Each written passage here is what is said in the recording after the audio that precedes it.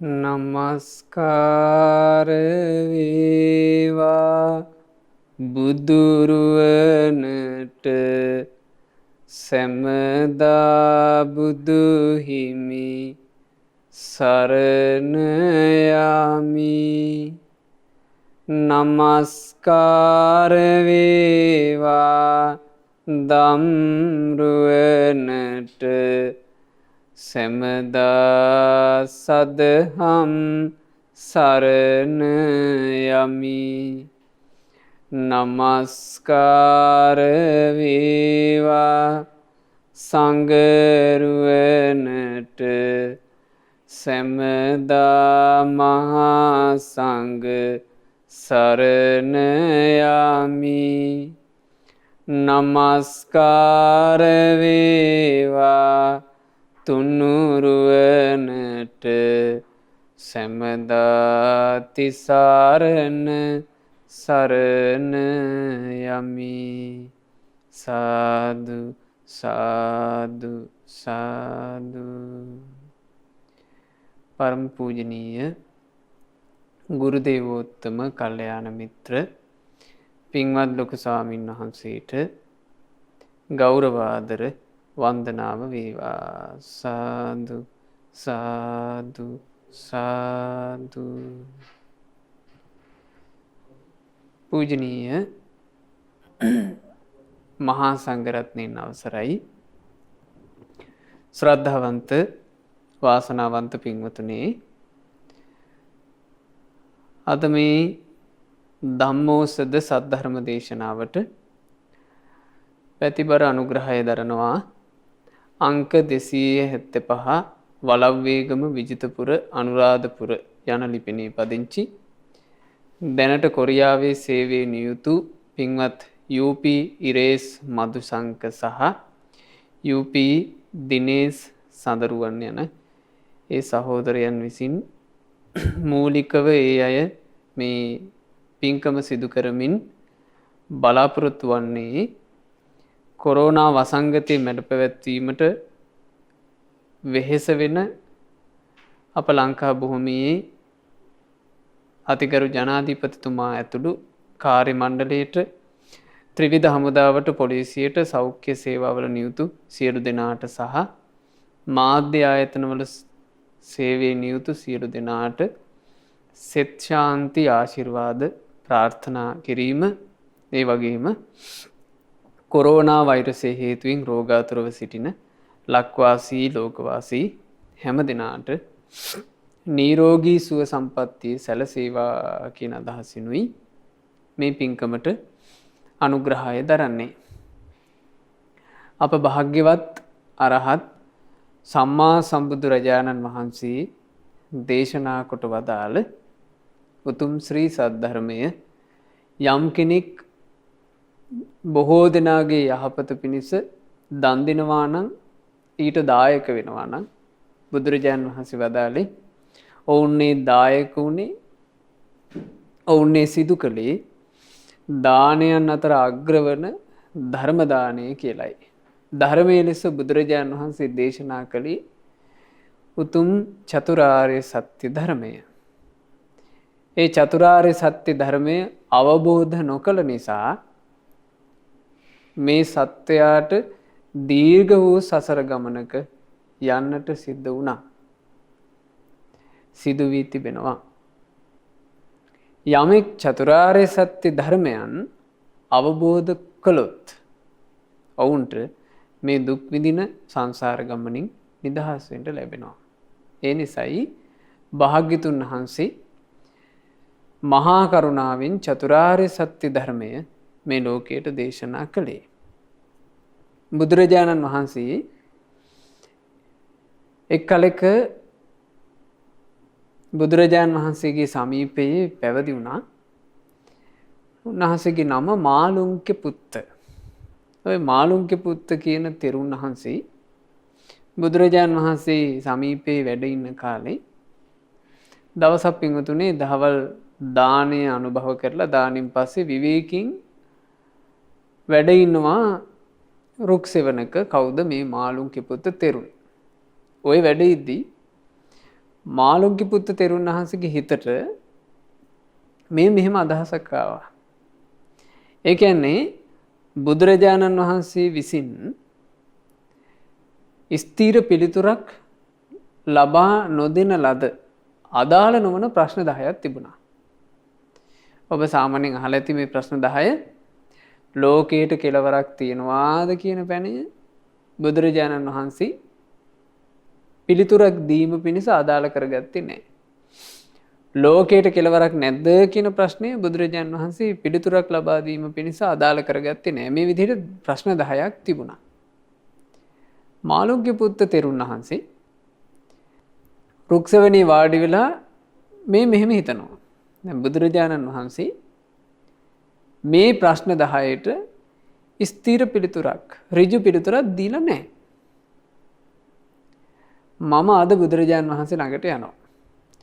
ගිහිල්ලා මේ ප්‍රශ්න 10ට බුදුරජාණන් වහන්සේගෙන් පිළිතුරු ඉල්ලා හිටිනවා. භාග්‍යතුන් වහන්සේ පිළිතුරක් දුන්නොත් ඍජු පිළිතුරක් මම සිවුරේ ඉන්නවා. නැත්නම් මම සිවුරු අරිනවා. මොහොම අදහසකට ආවා කවුද? මාළුන්ගේ පුත්ත කියන තෙරුන්. ඉතින් බුදුරජාණන් වහන්සේ ළඟට වැඩම කරලා භාග්‍යතුන් වහන්සේගෙන් අහනවා. ස්වාමීනි මෙන්න මේ ප්‍රශ්න 10ට තථාගතයන් වහන්සේ ඍජුව පිළිතුරු දීලා නැහැ. ස්වාමීනි අද මට මේ ප්‍රශ්න 10ටම ඍජු පිළිතුරු ඕනේ. එසේ පිළිතුරු දුන්නේ නැත්නම් ස්වාමීනි මං සිවුරු අරිනවා කියලා බුදුරජාණන් වහන්සේට කිව්වා. භාග්‍යතුන් වහන්සේ වදාලා "ඈ මාළුන්ගේ පුත්ත ඔහේ පැවිදි වෙන්න කලින් මහාන වෙන්න කලින් මට කිව්වාද ස්වාමීනි මං ඔබ වහන්සේ ළඟ මහාන වෙන්නේ මේ ප්‍රශ්න 10ට ස්ථිර පිළිතුරක් ගන්නටයි. එහෙම කිව්වද කියලා ඇහුවා. එතකොට මාළුන්ගේ පුත්ත තෙරුන් කියනවා අනේ නෑ ස්වාමීනි එහෙමනම් මං කිව්වේ නෑ. මං ඔහෙට කිව්වද මාළුන්ගේ පුත්ත ඔහේ මගේ ළඟ ඇවිල්ලා පැවිදි වෙන්න මං ඔහෙට මේ ප්‍රශ්න 10ට උත්තර දෙනවා. මං එහෙම කිව්වද? අනේ ස්වාමීනි ඔබ වහන්සේ එහෙම කිව්වෙත් නෑ.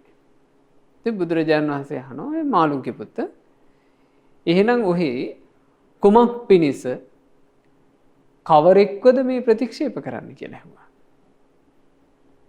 එතකොට මාළුන්ගේ පුත්ත තෙරුන් වහන්සේට දැන් සිහිය උපන් ලැජ්ජාවටපත් වුණා බිරාන්ත වෙලා ඉන්නවා. මූණ යටට හරවගෙන බුදුරජාණන් වහන්සේ වදාලා මාළුන්ගේ පුත්ත ඔහේගේ ඔය ප්‍රශ්නත් හරියට මෙන්න මේ වගේ. සතුරෙක් මිනිස්සෙකුට ඊතලයකින් විද්දා විස පොවාපු ඊතලයකින් විද්දා. ඒ විද්දාට පස්සේ දැන් මේ විස පොවාපු ඊතල පහර කාලා මේ මිනිස්සයා ඇදගෙන වැටුණා. ඥාතීන් හිත මිත්‍රාදීන් යහපත කැමති අය මෙයා සුවපත් කරගන්න කැමති අය මොහුව උස්සගෙන අරගෙන ගියා දක්ෂ වෛද්‍යවරයෙක් ළඟට. මේ වෛද්‍යවරයා ළඟට අරගෙන ගියාට පස්සේ ඔන්න වෛද්‍යවරයා දැන් ලැහැත්ති අර තුවාලේ තියෙන තැන බෙහෙත් ගල්වලා හිරිවට්ටලා මේ ඊතලේ ගලවලා අයින් කරන්න. බෙහෙත් ගල්වන්න ලැහැත්ති වෙනකොටම මේ මිනිහා කියනවා මේ ඊතල පහර කහපු මිනිහා කියනවා හා වෛද්‍යාචාර්යතුමනි අල්ලන්ට එපා ඊතලේ. මට ඔය ඊතලේ ගලවන්න කලින් ඔබතුමා කියන්න ඕනා. මේ ඊතලේ මට විදපු මිනිසයා උස එකෙක්ද කොට එකෙක්ද කියලා කියන්න ඕන. මේ ඊතලේ කොයි කම්මලේ හදපු ඊතලයක්ද කියලා කියන්න ඕන. මේ ඊතලේ පිටිපස්සේ තියෙනවා පිහාට්ටු ඔය පිහාටු මොන කුරුල්ලගේද කියලා කියන්න ඕන. මේ ඊතලේට යම් විසක් පොවලා තියෙනවා නම් ඔය මොන විසද කියලා කියන්න ඕන. මෙව්වා කියනකන් මේ ඊතලේ ඔහොම තිබුණාවේ ගලවන්න එපා කිව්වා. එතකොට කවුද මේ කියන්නේ ඊතල පහර කාලා මරණයේ අභියස පණ අදින මිනිහා අදාළ නැති ප්‍රශ්නයක් අහනවා. ඒතර බුදුරජාණන් වහන්සේ ඇහුවා මාළුන්ගේ පුත්ත මක් වෙයිද මිනිහාට ප්‍රශ්න වලට උත්තර ලැබෙයිද නැත්නම් මිනිහා ඊතලේ තියෙන විස ඇඟ දිගේ දුවලා එහෙම මැරෙයිද? එතකොට මාළුන්ගේ පුත්ත ස්වාමීන් වහන්සේ බිමට ඔරවගෙන හිමීට කියනවා ස්වාමීනි උන්ද මැරෙනවා. ආන් ඒ වගේ මාළුන්ගේ පුත්ත ඔය ප්‍රශ්න වලට උත්තර හොයාගෙන ගියොත් තථාගතයන් වහන්සේ ඔය පැනයන්ට උත්තර ලබා දෙන්නේ නැත. උත්තර දුන්නේ නෑ කියලාම දරා ගන්න කිව්වා. හේතුව මොකද්ද මාළුන්ගේ පුත්ත? ඔව්වාට උත්තර දෙනගත්තා කියලා ඒක මේ ලෝකේ ඉන්න මිනිස්සයාට ඒක මේ සසරේ යන සත්වයාට අවබෝධයෙන් කලකිරෙන්න හෝ සංසාරයෙන් නිදහස් වෙන්න හෝ දුකින් මිදෙන්න හෝ හේතු වන්නේ නැත. හැබැයි මාළුන්ගේ පුත්ත දරා ගන්නට තථාගතයන් වහන්සේ දුක නම් වූ ආර්ය සත්‍ය දේශනා කරන ලද්දේමය. දුකේ හට ගැනීම නම් වූ ආර්ය සත්‍ය දේශනා කරන ලද්දේමය. දුක්ඛ නිරෝධාර්ය සත්‍ය දේශනා කරන ලද්දේමය. දුක්ඛ නිරෝධ ගාමිනී පටිපදාාර්ය සත්‍ය දේශනා කරන ලද්දේමය. ඇයි මාළුන්ගේ පුත්ත තථාගතයන් වහන්සේ මේ චතුරාර්ය සත්‍ය ධර්මයේ දේශනා කළේ? මේ චතුරාර්ය සත්‍ය ධර්මය සත්වයාට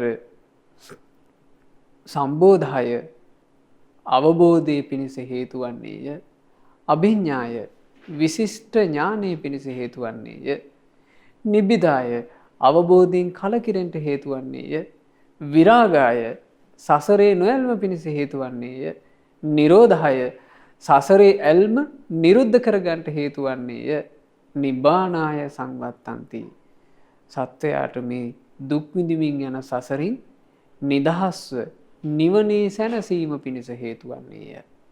ඒ නිසා භාග්‍යතුන් වහන්සේ මහා කරුණාවෙන් චතුරාර්ය සත්‍ය ධර්මය දේශනා කළා. සුත්ත සූත්‍ර විදිහට දේශනා කළා. ගෙය්‍ය ගාථා සහිත සූත්‍ර විදිහට දේශනා කළා. ව්‍යයාකරණ ගාථා රහිත සූත්‍ර විදිහට දේශනා කළා. ගාථා ලස්සන ගාථාවන්ගෙන් දේශනා කළා. උදාන බුදුරජාණන් වහන්සේගේ සම්බුදු හදවතේ નિરાයාසයෙන් පැන නැගුණේත් සත්‍යයන්ට සසර දුකින් නිදහස් වෙන්න හේතු වෙන ධර්මයක් උදාන. ඊළඟට බුදුරජාණන් වහන්සේ ධර්ම දේශනා කළ අතීත ජීවිත ගෙනහැර දැක්වමින් ජාතක ඊළඟට ශ්‍රද්ධාව සහිත සත්වයන්ට ශාස්ත්‍රීය සම්පත්තිය බැස ගැනීම පිණිස හේතු වෙන ආශ්චර්ය අద్භූත කරුණු දේශනා කළා. ආචාර්ය අද්භූත ධම්ම. ඊළඟට භාග්‍යතුන් වහන්සේ ධර්ම දේශනා කළා ප්‍රශ්නෝත්තර සාකච්ඡා ලෙස. ඒවට කියනවා වේදල්ල. ඊළඟට ඉතිඋත්තක පාළියේදී ධම් දේශනා කළා. ඒවට කියනවා ඉතිඋත්තක. මේ නවාංග ශාස්ත්‍රීය ශාසනයම බුදුරජාණන් වහන්සේ අපට දේශනා කළේ සසරින් නිදහස් වීම පිණිසයි. ඒ නවාංග ශාස්ත්‍රීය ශාසනයට අයිති ධර්මය මේ පින්වතුන්ලා කාලයක් තිස්සේ ධම්මෝසද සදහම් වැඩසටහන ශ්‍රවණය කරනවා නම් ඔබට දැනගන්න ලැබෙන්න ඇති අපි කතා කරමින් ඉන්නේ නෙත්තිප්ප කරන පොත් වහන්සේව ඇසුරු කරගෙනනේ. එතකොට මේ තුල ඔබට පැහැදිලිව තේරෙන්න ඇති මෙන්න මේ කාරණේ. ඒ කොමක්ද? මේ බුද්ධ දේශනා භාග්‍යතුන් වහන්සේගේ ධර්මය වටහා ගන්නට නම් අපි කොච්චර ඒ ධර්මයේ විමසන්න ඕනද කියන කාරණේ මා හිතනවා ඔබට තේරුම් ගන්නට ඇති. මොකද ඒ තරම් මේ ධර්මයන් මේ පොත් වහන්සේගේ තුල විමසනවා.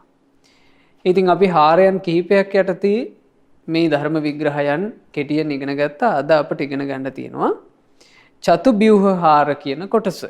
මේ චතුබ්බ්‍යුහාර විභංගය කියන්නේ ධර්මයේ වෙත රැගෙන යාම සතර ලක්ෂණයන්ගෙන් බෙදා දැක්වීම. මේක හරි ලස්සන කොටසක්. මෙහි කියනවා බුදුරජාණන් වහන්සේගේ සූත්‍ර දේශනාව මෙන්න මේ හතර ආකාරයට විග්‍රහ කර ගන්නට ඕන. එනම් ව්‍යංජනයන් මුල් කරගෙන සූත්‍ර දේශනාව විග්‍රහ කිරීම හේවත් නිරුක්තිය දැනගත යුත්තේය. දේශනාව තුලින් අදහස් කරන ලද දේ දේශනාවෙන් කුමක්ද අදහස් කළේ කියලා දැනගන්න ඕන. දේශනාවට පසුබිම් වූ කරුණු ඒ කියලා කියන්නේ දේශනාවේ නිධානය දැනගන්න ඕන. පූර්වාපර සංදි ගැලපීමද සෙවිය යුත්තාහ. ඉතින් අද මේ ගැන ඔබට යම් කෙටි හැඳින්වීමක් අහන්න ලැබෙනවා. මේ වගේ තියෙන දීර්ඝ විස්තර පින්වතුනි මේ පොත් වහන්සේ අරගෙන මේ පොත් වහන්සේ අපේ ගුරු දේවයන් වහන්සේ පරිවර්තනය කරලා තියෙනවා නුවණැතියන් ශ්‍රී සද්ධර්මයට පමුණුවන අසිරිමත් පොත් වහන්සේ නමින්. ඉතින් මේ කාලය තුල ඔබ අසන මේ ඇසුරෙන් අසන මේ දහම් කතාව ඔබට මේ වසංගත තත්ත්වයන් සංසිඳී ගිය කාලයක මේ පොත් වහන්සේ අරගෙන කියවීම පිණිස ඔබට අවකාශ සැලසෙයි. එතකොට ඔබට පහසුවෙන් මේ පොත් වහන්සේව කියව ගන්නට අප මේ කරන පැහැදිලි කිරීම උපකාර වෙයි. ඒ වගේමයි ඔබේ නිවෙස්වල ඔබ දැනටමත් පරිශීලනය කරන දහම් පොත් ඇති. ඒ ධර්මයන් සමහර විට ඔබ උඩින් පල්ලෙන් කියවලා ඒ ධර්මයන්ගේ අර්ථ සොයන්න මහන්සි ගන්න ඇති. නමුත් පින්වතුනි ධර්මයක අර්ථය ගන්නට නම් අපි කොච්චර ඒ ධර්මයේ විමසිය යුත්තේද? නුවණින් කල්පනා කළ යුත්තේද කියන කාරණේ මේ පොත් වහන්සේ කියවීමෙන් අපට හොඳටම තේරෙනවා. බලන්න සූත්‍ර දේශනාවක නිරුක්තිය යනු කුමක්ද? මේ හොඳට ඔබ අහගෙන හිටිය යුතු එකක්. පදයන් හා බැඳී ඇති යම් නිරුක්තියක් ඇද්ද එයයි. බුදුරජාණන් වහන්සේ ධර්ම දේශනා කරන්නට යම් දහම් පද භාවිතා කරනවාද ඒ පදයන් හා බැඳී ඇති යම් අර්ථයක් තිබෙනවාද? ඒ පදයෙන් කියවෙන දෙයක් තියෙනවාද? ඒක තමයි නිරුක්තිය. අවබෝධ කළ යුතු යම් ධර්මයන් පිළිබඳව නම් වශයෙන් ගත් දැනීමයි. එතකොට ඒ ධර්මයන් ගැන නාම මාත්‍රිකව දන්නවා අවබෝධ කළ යුත්තේ මේවා කියලා. අන්න ඒකට කියනවා නිරුක්තිය දැනගන්නවා කියලා. යම් කලෙක භික්ෂුව අර්ථේහි නම දනීද ධර්මේහි නම දනීද ඒ අයුරින් ධර්මයේ ව්‍යවහාරයට නංවයි. එනම් ධර්මයේ පැහැදිලි කර ගනී. එතකොට ධර්මයේ කියලා දෙන අර්ථයේ නම දැනගන්න ඕන. ඊළඟට ඒ ධර්මයේ නම දැනගන්න ඕන. එසේ දන්න භික්ෂුව ඒ අයුරින් තමයි කියනවා ධර්මයේ හැමතිස්සෙම ව්‍යවහාරයට නංව ගන්නේ. එතකොට ඔහුට ධර්මයේ පැහැදිලි කරගන්නට හරි පහසුයි. මෙන්න මේ විදිහට ධර්මයේ යම් කෙනෙක් පරිශීලනය කරනවා නම් භාග්‍යතුන් වහන්සේගේ ධර්මය ඔහුට කියනවා මෙන්න මෙහිම බලන්න මේ ධර්මයක් තමන්ගේ ජීවිතේ පැහැදිලි කර ගන්නකොට ඔහු කොච්චර දක්ෂ වෙන්න ඕනද කියලා.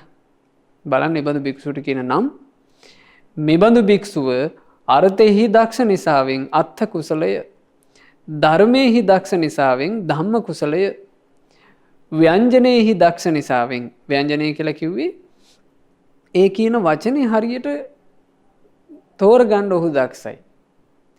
දැන් අපට අපගේ ගුරු දේවයන් වහන්සේ වැනි උතුම් කල්යාණ මිත්‍ර රත්නයක් ලැබීම නිසා අපට මේ පාලි භාෂාවේ කියන දහම් පදවල ව්‍යංජනය ඒ උච්චාරණය කරන විදිහ එහි අර්ථය මේ ඔක්කොම පැහැදිලි කරගන්න ලැබුණා. නමුත් ඔබ දකින්න ඇති මේ මෑත කාලීනව මේ හරි ගුරු ඇසුරක් නැතුව ධර්මයේ පරිහරණය කරන්න ගිහිල්ලා වරදව ගත්ත හිස් කීප දෙනෙක් නිසා බොහෝ දෙනෙකුගේ ශ්‍රද්ධාවට හානි වුණා මේ වචන වරද්දාගෙන.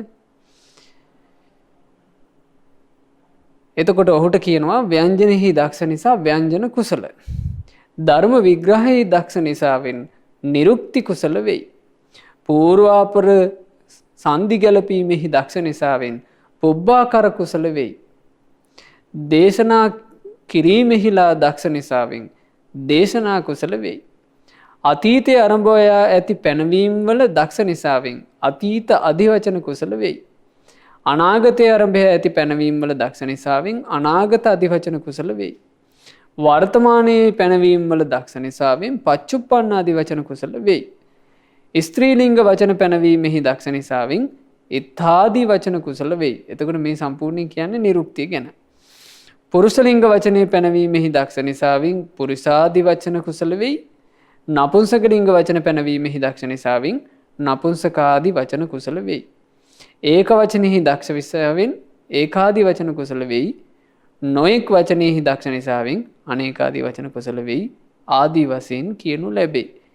මෙසේ ජනයා අතර ව්‍යවහාර වන සියලු නිරුක්තීන් සියලු ව්‍යවහාරයෙන් කිව යුතුය. මෙය නිරුක්ති පද සංහිතාවයි. මේ තමයි කියනවා මේ නිරුක්ති පද සංහිතාව.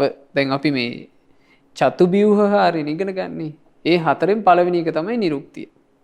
දෙක දේශනාවකින් අදහස් කරන දේ කුමක්ද? මෙන්න මේ කොටස හරි ලස්සනයි. ඉතින් මේකේ උදාහරණ ගොඩාක් තිබෙනවා. නමුත් මම උදාහරණ කිහිපයක් තමයි ඔබට කියා දෙන්නේ. කාල වේලාව තිබෙන විදිහට මේ උදාහරණයන්ගෙන් ඔබ තේරුම් ගන්නට අපි දේශනාවක් කියවලා ඒ දේශනාවෙන් අදහස් කරන දේ මොකක්ද කියලා තේරුම් ගන්න හැටි.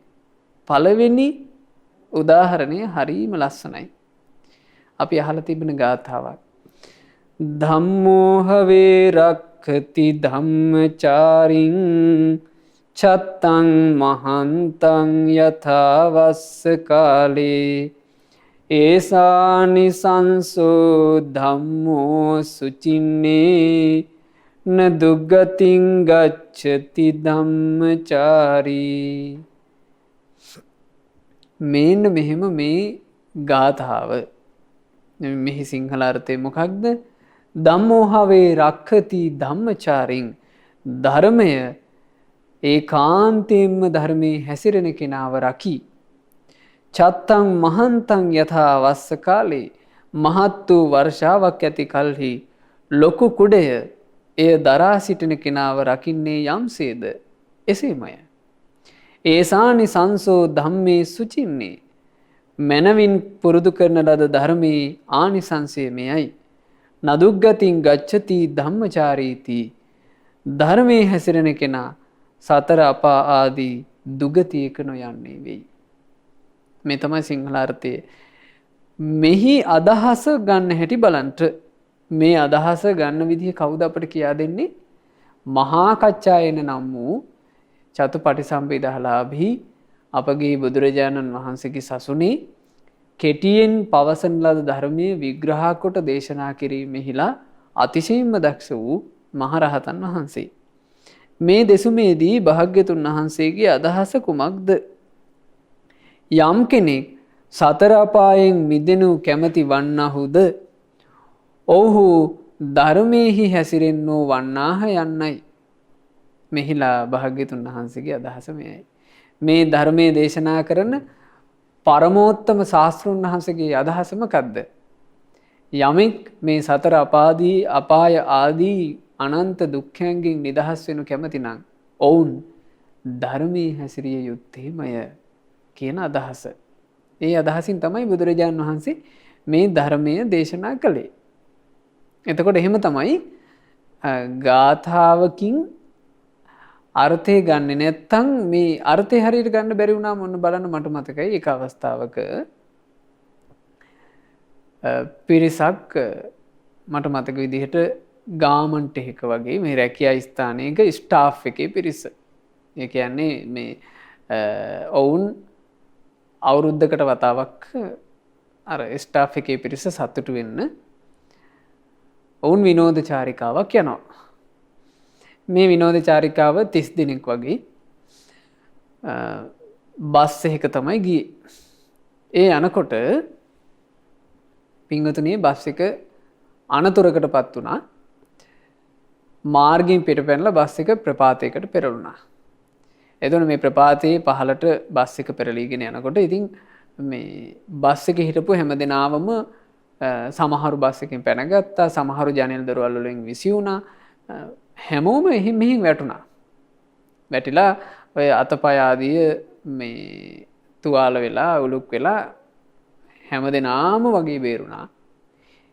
ඒ බස් එකේ එකම එක්කෙනෙක් බස් එකත් එක්කම පහළට ගියා. ගිහිල්ලා බස් එක නැවතුනේ ඔහුගේ ඇඟ උඩ. එතකොට ඒ ස්ටාෆ් එකෙන්ම මේ අනතුරේ මිය ගියේ ඔහු විතරයි.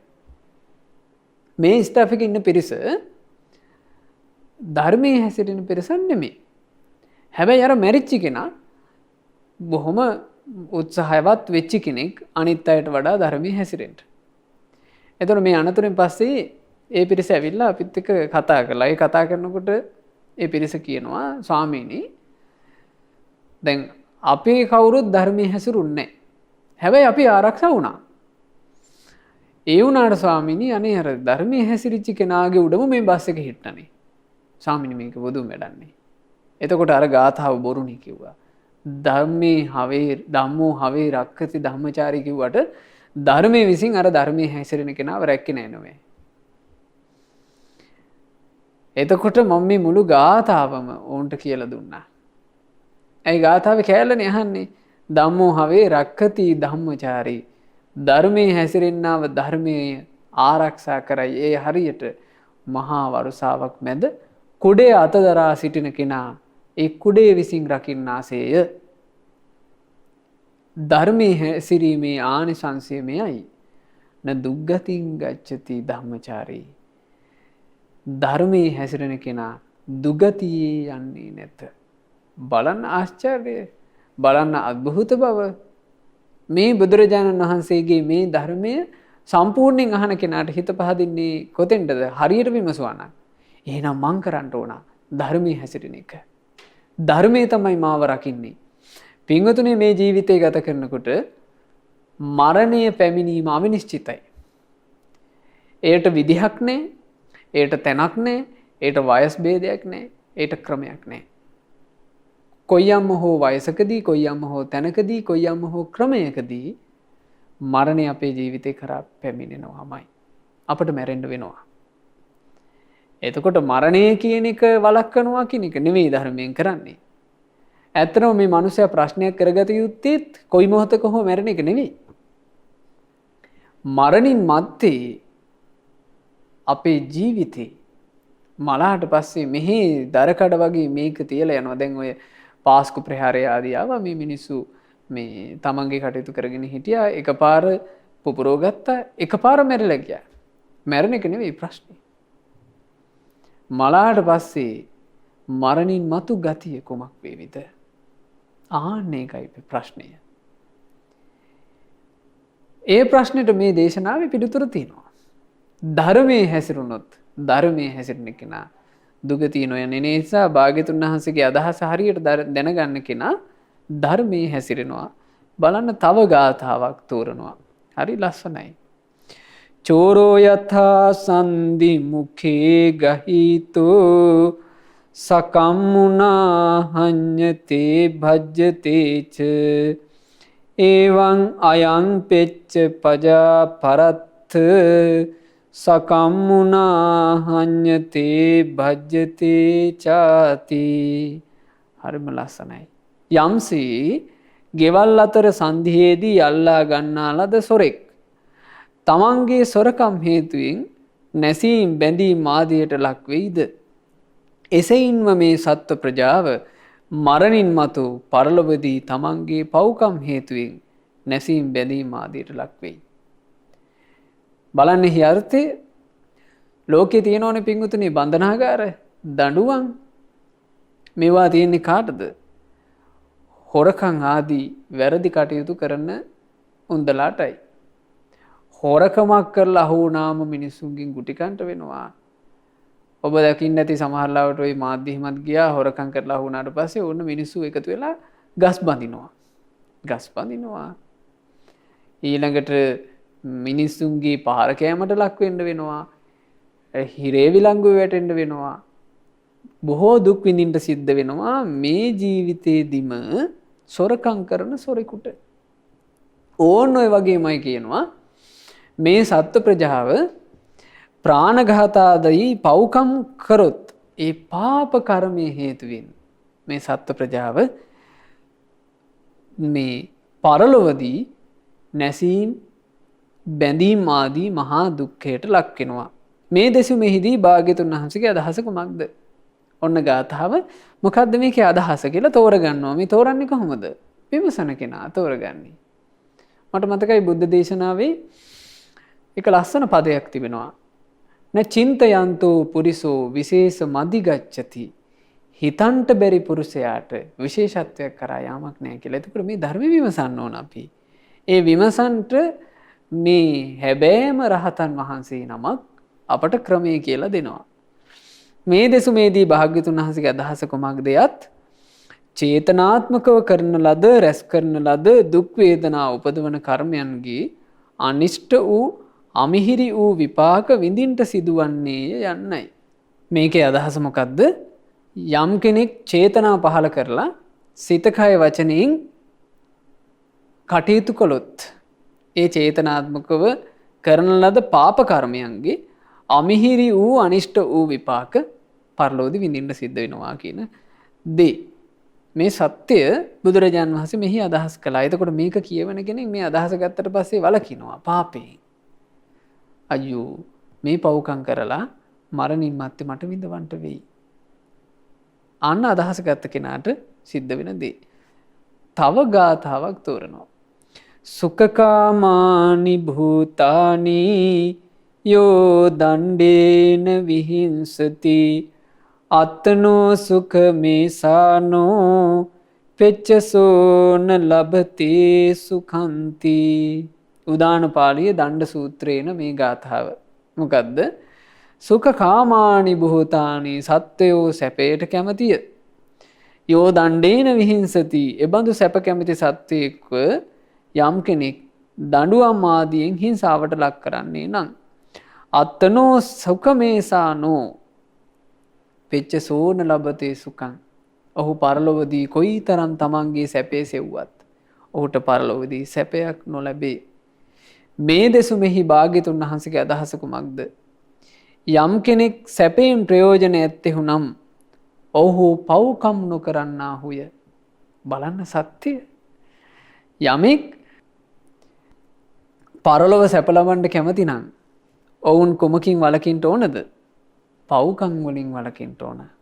ආන්න ඒක තමයි කියනවා බුදුරජාණන් වහන්සේ මේ ධර්මයෙන් අදහස් කරන්නේ.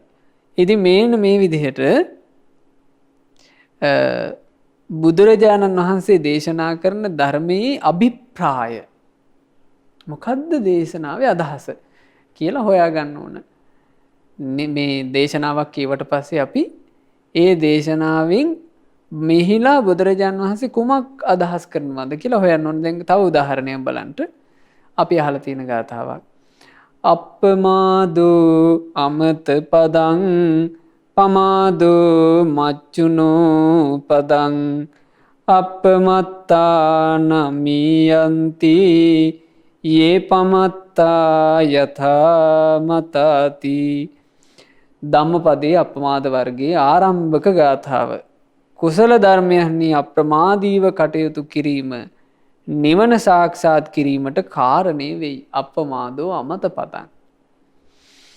ධර්ම මාර්ගයෙන් බාහිර කටයුතු වල නියැලී සිටීම නැවත නැවත මෙරි මෙරි යාමට කාරණේ වෙයි. පමාදෝ මච්චුනෝ පදං. නිවන් මගෙහි අප්‍රමාදී වූ නිවන සාක්ෂාත් කොට ඉපදීමෙන් නිදහස් වන හේයින් නොමෙරිති.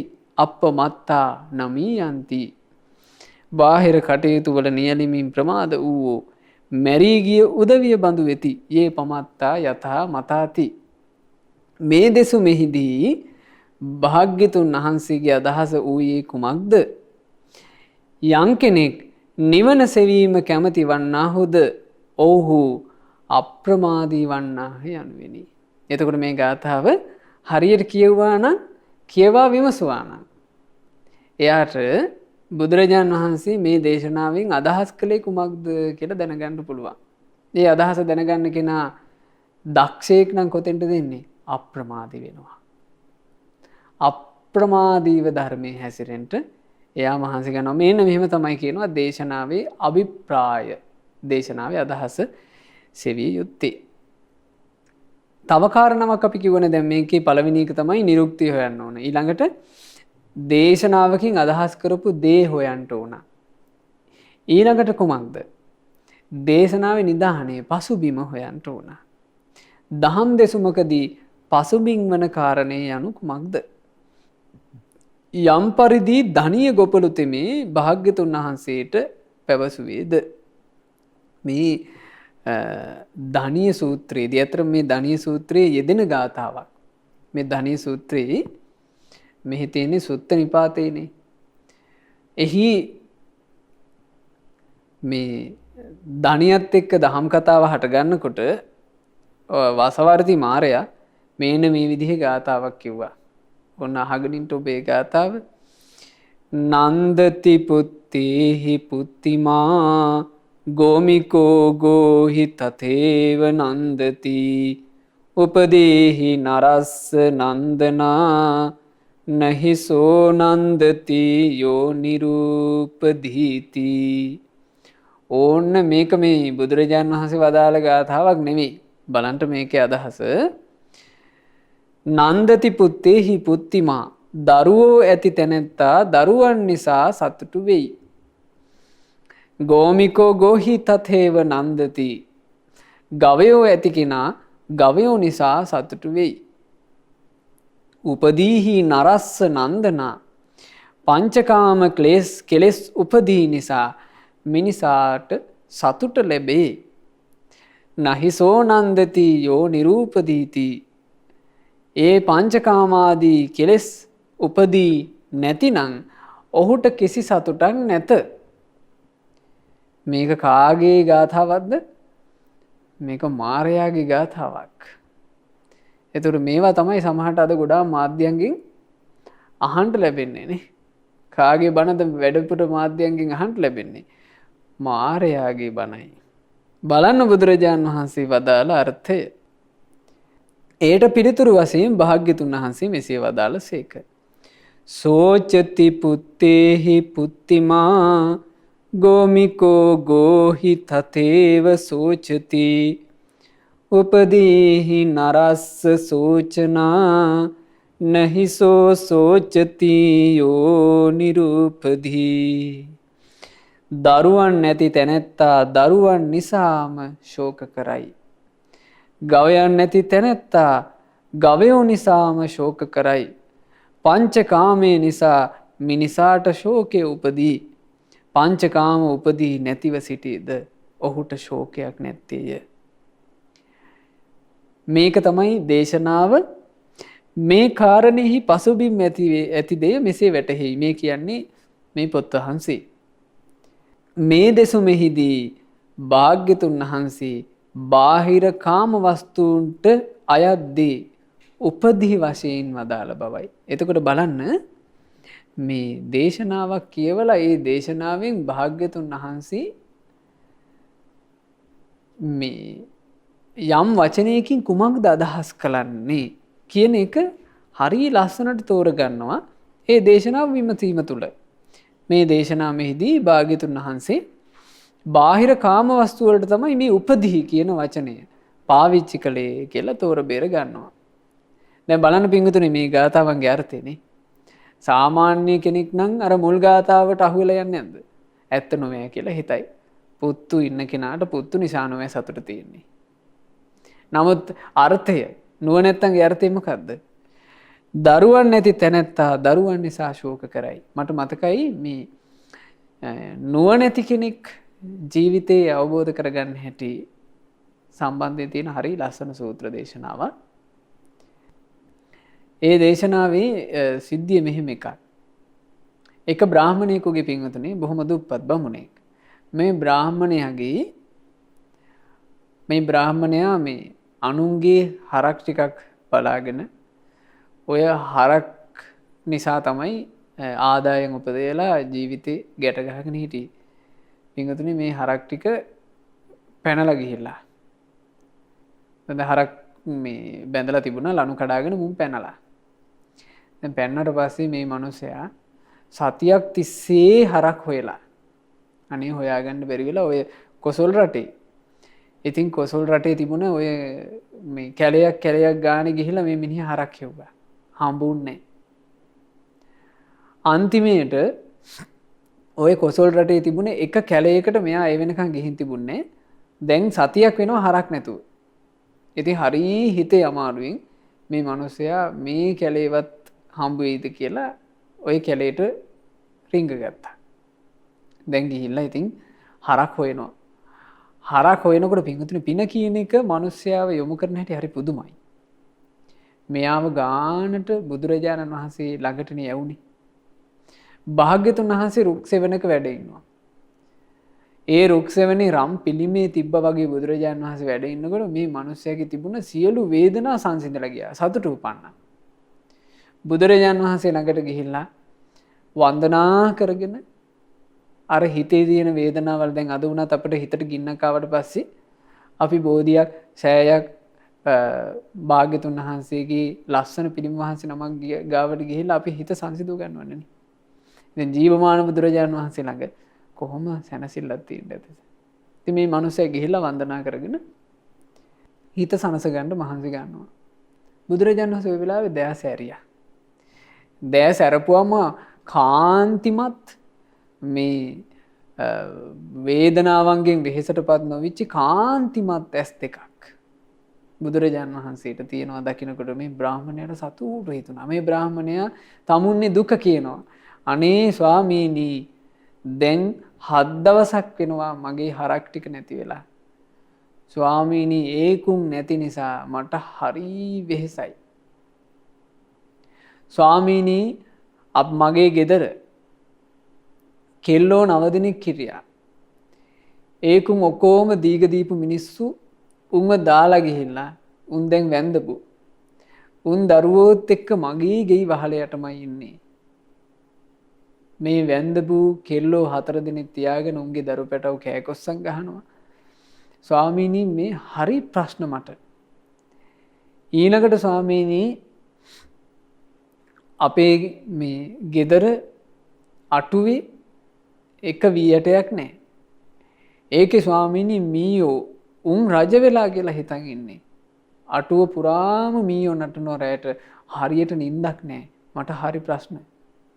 ස්වාමීනි, නිදාගන්න කියලා තියෙන මගේ පදුරු කෑල්ලේ මකුණු පිරিলা. උන් හැමතිස්සෙම මගේ ඇඟේ විදිනවා. මට නිින්දක් නැහැ. මට ප්‍රශ්න. ස්වාමීනි, අපේ ගෙදර උන්දා මම පෝරුවේ තියලා කැන්දාගෙන ආපු මගේ උන්දා දැන් මට උදේට කතා කරන්නේ ස්වාමීනි පයින් ගහලා නැගිටපිය කියලා. අනේ ස්වාමීනි, මට හරි ප්‍රශ්න. ඊළඟට ස්වාමීනි, මේ අපේ ගෙදර උදෑසන වෙනකොටම ණයකාරෝ ඇවිල්ලා ස්වාමීනි පිරිලා ගත්තු ණය දීපිය කියලා ණය ඉල්ලනවා. අනේ ස්වාමීනි, මට හරි ප්‍රශ්න කිව්වා. එතකොට මෙයාගේ දුකනේ කිව්වේ. මෙයාගේ දුක කියනකොට බුදුරජාණන් වහන්සේ හරි ලස්සනයි ඒකට පිළිවදන් දීපු හැටි. බ්‍රාහමණය, ඔබට හරක් 7 දිනක් මේ හරක් නැති වෙලා දැන් 7 දවසක් ගිහිල්ලා ඔබට ප්‍රශ්න. මට හරක් නැහැ. ඒ නිසා මට කිසි ප්‍රශ්නයක් නැහැ. බ්‍රාහමණය, ඔබට මේ ඔබේ වැන්දබු දූලා නිසා ප්‍රශ්න. බ්‍රාහමණය, මට දූලා නැති නිසා ප්‍රශ්නයක් නැහැ. ඔබට මේ අටුවේ මීයෝ නටන එක ප්‍රශ්නයක්. බ්‍රාහමණය, මට අටුවක් නැති නිසා ප්‍රශ්නයක් නැහැ. ඊළඟට ඔබට ගෙදර උන්දා උදේට ඇහැරවන්නේ පයින් ගහලා නැගිටපිය කියලා. බ්‍රාහමණය, මට ගෙදර උන්දෙක් නැති නිසා ප්‍රශ්නයක් නැහැ. ඔබට හැමදාම ණයකාරයෝ උදේට ඇවිල්ලා ගත්තු ණය දීපන් කියලා ඔබට ප්‍රශ්න. බ්‍රාහමණය, මට ගත්තු ණයක් නැති නිසා ප්‍රශ්නයක් නැහැ. මෙච්චරයි කිව්වේ. බලන්න පිංගුතුනි ඥානෙ. අර බ්‍රාහමණයා කිව්වා, ස්වාමීනි භාග්‍යතුන් වහන්සේ, ස්වාමීනි සුගතයන් වහන්සේ, ඔබ වහන්සේ වදාළ දේ හරි මනහරයි. හරිම මනහරයි. ස්වාමීනි, මට ඔබ වහන්සේ ළඟ පැවිද්ද ලැබේවා. ඔහු පැවිදි වුණා. තාම ටික කාලයයි රහතන් වහන්සේ නමක් බවට පත් වුණා. ඉතින් ඒ බලන්න මේ ධර්මයන් තුල කොච්චර අර්ථයක් තිබෙනවද? මේක තව එකක් තෝරනවා. මම ඒක විතරක් ඔබට කියන්නම්. මේ අපි ඉගෙන ගන්නේ දේශනාවට පසුබිම් වෙන කාරණාව. යම් පරිදි පවිටු මාර්තමේ ගිජුකුළු පව්වෙන් මහත් වූ ගලක් භාග්‍යතුන් වහන්සේ වෙත පෙරළුවේය. ඒට භාග්‍යතුන් වහන්සේ මෙසේ වදාළසේක. දැන් මේ මාරයා මේක කරන්නේ බුදුරජාණන් වහන්සේ බිය ගන්නවන්ට. ඇඟේ වදින්න නෙවෙයි. බය උපදිනවනේ එකපාර අපි කියන්නේ තිගැස්සෙනවා කියලා. ඒ තිගැස්ම ඇති කරන්න. බලන්න බුදුරජාණන් වහන්සේ ගාතාවක් වදාලා හිත් පහදව ගන්නට ශාස්ත්‍රත්වය ගැන. සචීපි කේවලං සබ්බං ගිජ්ජකෝටං චලෙස්සසි නේව සම්මා විමුත්තානං බුද්ධානං අත්ති ඉංජිතං. බුදුරජාණන් වහන්සේ වදාලා මාරය ඉඳින් මුළු මහත් ගිජ්ජකූට පර්වතයේම සොලවන්නේ නමුත් සියලු කෙලෙසුන්ගෙන් මැනවින් මිදුණු බුදුවරුන්ට කම්පාවක් නැත්තේය. ආන්න බුදුරජාණන් වහන්සේලා. ඊළඟට තව සිද්ධියක් වුණානේ මේකේ එකක් තියෙනවා.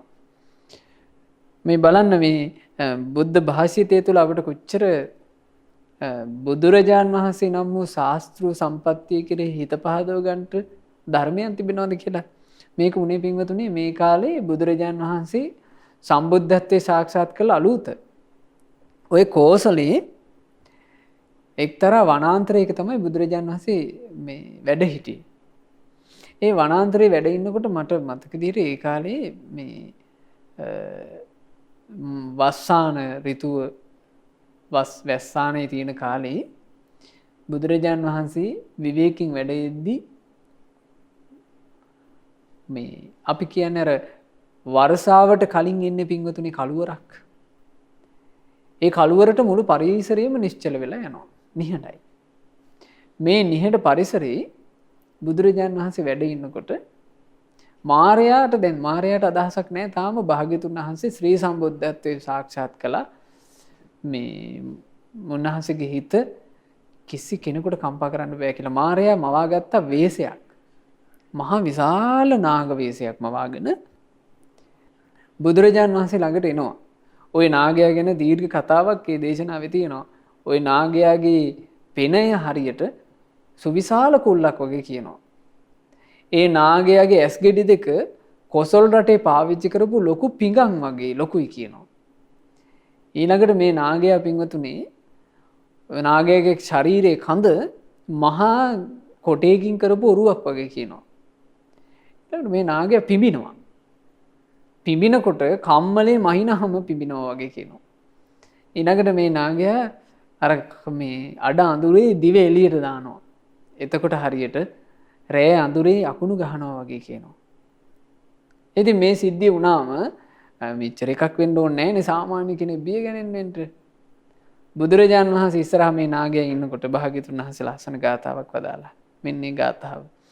නාභම් ඵලෙය්‍ය පඨවි චලෙය්‍ය සබ්බේව පානා උදසන්ත සෙය්‍යුං සල්ලම්පිචේ උරසි පකප්පයෙය්‍යුං උපදීසුතානං කරුන්ති බුද්ධා.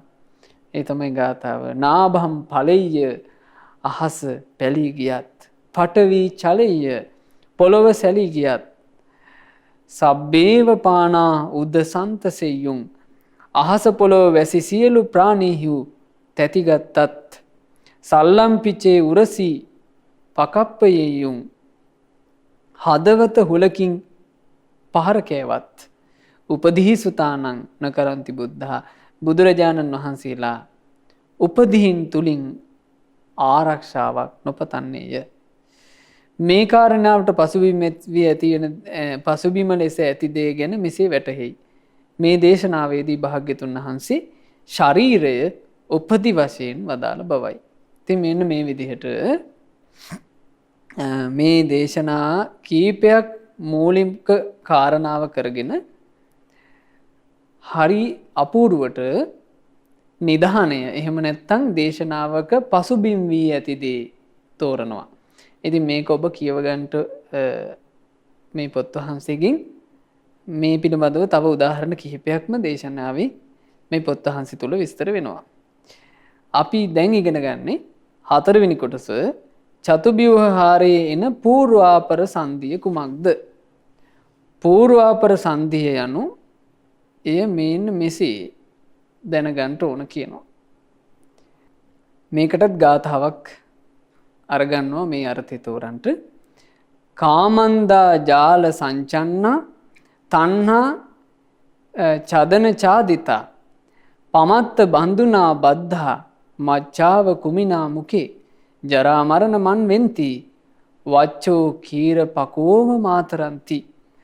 කාමෙන් අන්ධ වූ කාමදලින් වෙලී ගිය තෘෂ්ණා වැස්මින් වැසී ගිය කෙමනකට හසු වූ මාළු රැලක් සෙයින් පමා වූවන්ගේ ඥාතියා වන මාරයාට බැඳුණු සත්වයෝ කිරිබොන වසු පැටව් මව් දෙන කරා දුවගොස් ඒ මව් දෙනගේ තන පොඩේ එල්ලෙන ලෙසින් ජරා මරණ පසුපස යති. මේ තමයි ගාථාව. මේ වදාරණ ලද්දේ කාම තණ්හාවයි. ඒ කාම තණ්හාව කුමකින් పూర్වාපරයෙහි යෙදෙයිද? මේ කාම තණ්හාව ගැන තමයි මේ ගාථාවෙන් කිව්වේ. ඒ ගැන මෙන්න මෙසේ යෙදෙනවා. කොහොමද? මේ කාමයෙන් ඇලී ගිය කෙනාට යහපත පෙනෙන්නේ නැහැ. රාගයෙන් ඇලී ගිය තැනැත්තාට ධර්මයේ පෙනෙන්නේත් නැහැ. යම් විටක රාගය මිනිසාව යටපත් කරනවාද එකල්හි ඔහු තුල කාමයෙන් අන්ධ වූ අඳුරක් ඇත. මේ බුදුරජාණන් වහන්සේ වදාළ දෙයක්.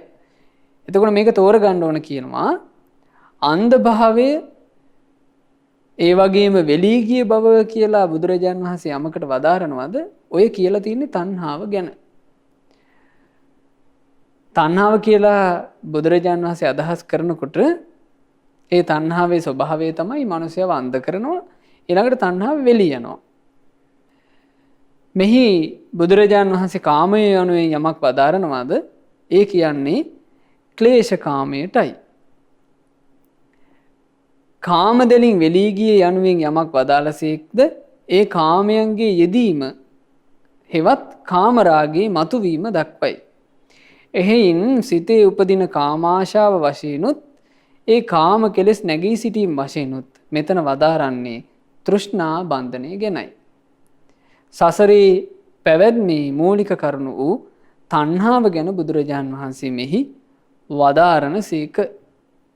මේ විදිහට මේ පොත් වහන්සේගේ තුල පින්වතුනේ මේ పూర్වාපර සංධි ගැලපීම කියන කාරණාව විස්තර විභාග වශයෙන් තෝරලා දෙනවා. මේ పూర్වාපර සංධිය 4 ආකාරයට සිද්ධ වෙනවා කියනවා. ඒක තෝරගන්න ඕනේ කියනවා අර්ථ සංධි, ව්‍යංජන සංධි, දේශනා සංධි සහ නිද්දේශ සංධි කියන විදිහට.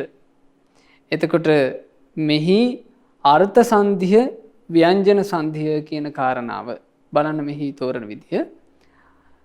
දේශනාවක අර්ථ සංධිය කියලා කියන්නේ ඒ දේශනාවේ අර්ථය පවසන පද 6. අපි මේ ගැන කියලා දුන්නා. සංකාසනා, පකාසනා, විවරණා, විභජනා, උත්තානීකම්ම, පඤ්ඤත්ති කියන පද 6. ඒ පද 6න් තමයි බුදුරජාණන් වහන්සේ දේශනාවේ අර්ථය ඉස්මතු කරන්නේ. මෙහි ව්‍යංජන සංධිය කියලා කියන්නේ ව්‍යංජනයේ යෙදෙන පද 6. ඒ ව්‍යංජනයේ පද 6 මොනවද? අක්ෂර, පද, ව්‍යංජන, ආකාර, නිරුක්ති, නිද්දේශ කියන 6. එතකොට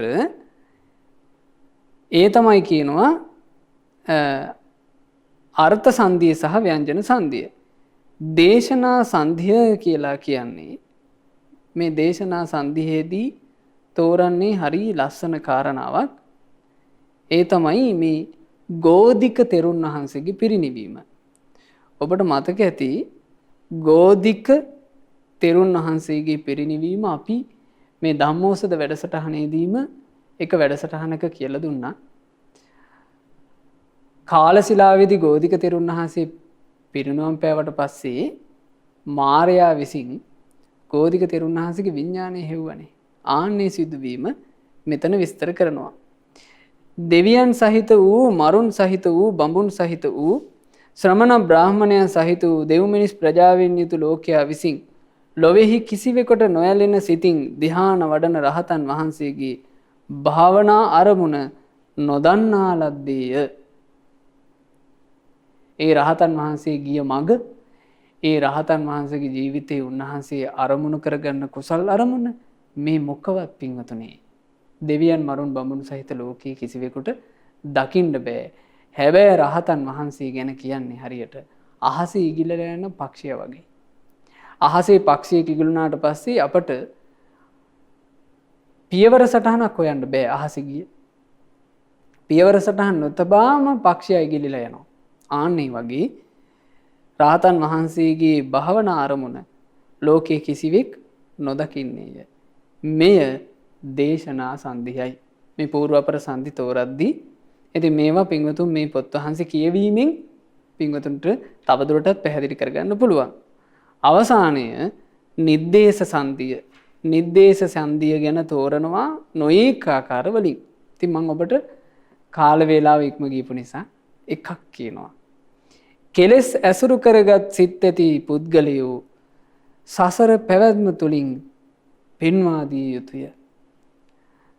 කෙලෙස් ඇසුරු කරගත් සිත් ඇති පුද්ගලයාව පෙන්වන්නට තියෙන්නේ, දැක ගන්න තියෙන්නේ සසර පැවැත්ම තුළ. කෙලෙස් ඇසුරු නොකළ සිත් ඇති පුද්ගලයෝ සසර නැවැත්ම තුළින් විස්තර කරගත යුතුය. කෙලෙස් ඇසුරු කරගන්න කෙනාට සසර පැවැත්ම තියෙනවා. කෙලෙස් ඇසුරු නොකරන කෙනා සසර දුකින් නිදහස් වෙනවා. ඉතින් කෙලෙස් ඇසුරු නොකරන ජීවිතය අපට ඇති කරගන්න පුළුවන් වෙන්නේ පින්වතුනි මේ බුදුරජාණන් වහන්සේගේ නිර්මල ශ්‍රී සද්ධර්මය අවබෝධ කර ගැනීමෙන්. ඉතින් අපට මේ සද්ධර්මය අවබෝධ කරගෙන කෙලෙසුන් දුරු කළ සිතක් ඇතිව සසර දුකින් නිදහස් වෙන්න වාසනාව ලැබෙත්වා. සාදු සාදු සාදු. මෙවැනි වටිනා ධර්ම දේශනා නැරඹීමට ශ්‍රද්ධා YouTube චැනලය සබ්ස්ක්‍රයිබ් කර සීනුව ලකුණ ඔබන්න.